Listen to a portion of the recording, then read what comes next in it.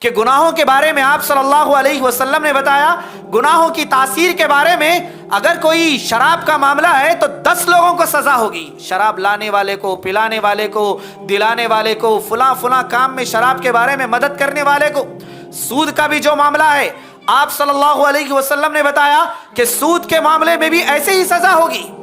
سود کے معاملے میں گواہی بننے والے کو، لیٹر لکھنے والے کو، سود کے معاملے میں بیچ میں بروکر بننے والے کو، لون دلانے والے کو،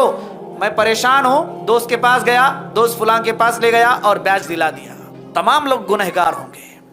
تمام لوگ گنہگار ہوں گے۔